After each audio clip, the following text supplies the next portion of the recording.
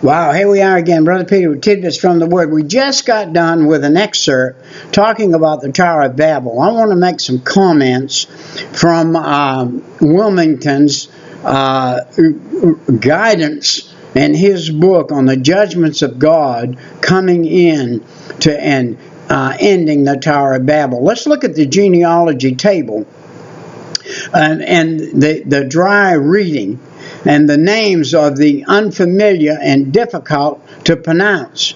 But occasionally, tucked away in the middle of the genealogy table is a wonderful gem. Can you imagine that? Look at the diamond of Jesus Christ coming on the earth. What a gem to come out of the disemboweled time that it was that he came on the earth.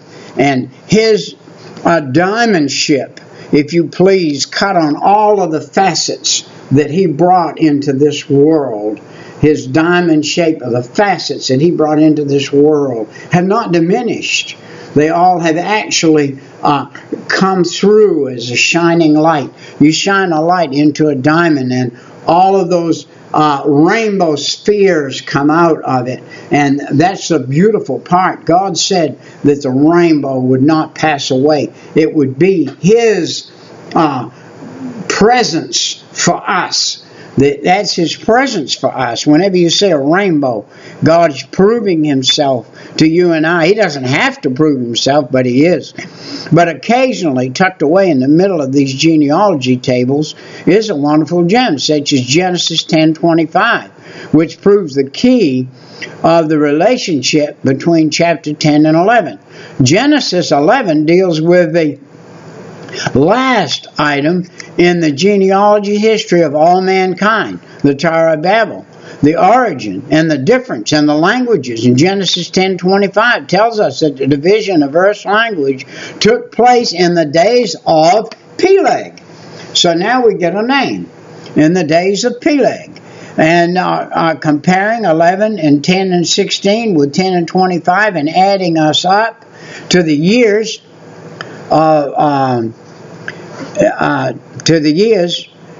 involved, which calculated that Peleg lived 100 years before the flood. Peleg, whose name means division. So we're seeing that 100 years before the flood was the city in the Tower of Babel. So that brings it on to the back side of the flood, not on this side of the flood, but on the other side of the flood. And Peleg, whose name means division, was given the name in memory of division of the human language, which happened either just before his birth, during his infancy. Chronologically, the event in chapter 11, 1 through 9, precedes the event described in chapters 10. Chapters 11 tells us why the people of the world were scattered and why they spake different languages. Remember now, in the Tower of Babel's destruction, we find the why, and chapter 10 tells us the how they were scattered by their language being confused. Genesis 10, 8 through 12 indicates that Nimrod, that was Cush's son, who was a mighty empire builder. Nimrod's name means let us revolt. And the skill attributed to him in 10 and 9 may give us a clue as to his character. Nimrod was a mighty one. He was a tyrant or a despot, a mighty hunter. Appointed. What was he a hunter of? He was a hunter of men. He enslaved them. His name became a byword for evil in the society of his day, much as Hitler's name is a byword for evil and cruelty in our century. We knew a man that was like Nimrod. His name was Hitler. Nimrod's kingdom was the first known empire. Apparently, he took over Babel. Eric and Asad, that was the clan of the land of Sinai, and made them being of his kingdom from Babel, he went forth and built Nineveh. Now we find out that Nineveh was a very wicked city, and Rehoboth, and Kelha, and Rezin. And Nineveh was a great city. Even in Moses' day, it continued to grow until in Jonah's day, it was a great city of 3 days' journey just across it. It was like Atlanta, Georgia. I remember the first time I ran away from home at 15, and I hitchhiking to Florida. I hit the outskirts of Atlanta, Georgia, and it took me nearly 3 days to cross Atlanta, Georgia, walking. And that was back in, the 50s, late 50s? No, yeah, middle 50s. And Jonah 3:3, following the chapter of its founder, Nineveh was noted for its ruthlessness and warfare. Some had thought that the purpose of the Tower of Babel was to build an alternate way to heaven. But the intent of constructing the tower was not to reach heaven. The language of the Bible is simple in description and of the tower. It was to be a skyscraper. If the builders had wanted the tower to help them get to heaven, they would have built it on a mountain rather than in a plain.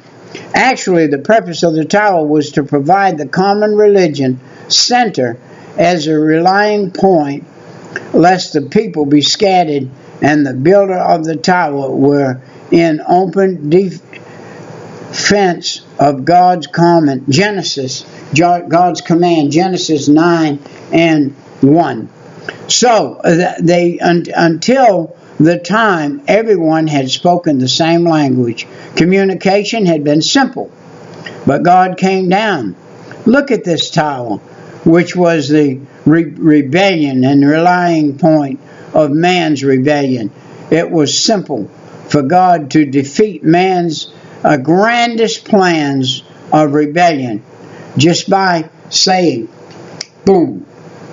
All of these levels of this thing, all going to speak different languages. One level can't tell the other one what it is, or the articles, or the articulation of practices that they were following. And the men in the communication for a few hours before could not understand one another. And each curse thought the other was the one who had changed. Each one thought the other one and the one had changed. And it was they also that changed. Those who spoke the same language gathered together and departed to the geographical areas where they could freely communicate with one another. Thus people were scattered abroad over the face of the whole earth, originally intended. Today, whenever we hear someone speaking a different language, it is a reminder of the fact that the response to man's rebellion, God confused the languages of mankind. Wow. As we've been kind of breezing through the Old Testament here for a few days, the origin of nations, the ancient world was settled by the descendants of Noah and his 3 sons, the descendants of Japheth, and the people they founded included. Gomer was in Germany. See Ezekiel 38:6. Magog, Tubal, and Meshech were Russia. See Ezekiel 38:1-3. Javan was Greece. See Genesis 10:2. And Tyrus was Italy. And Togarmah was Armenia. And Tarshish was Spain. And Kittim was Cyprus. The descendants of Ham and the people they founded included. Now, remember, all of this stuff comes out of the Bible. Every single thing can be backed up by the Bible. Cush was Ethiopia. Mizraim was Egypt. Put was Africa. Canaan were the Canaanites of Palestine in Genesis 10:19, Genesis 13:12 through 13, Genesis 18:20 through 21. Genesis 19:1 through 11, and 1 Kings 14:24, you will find the Canaanites in Palestine, and Nimrod, Babylon, and Assyria. See Genesis 10:8 through 10.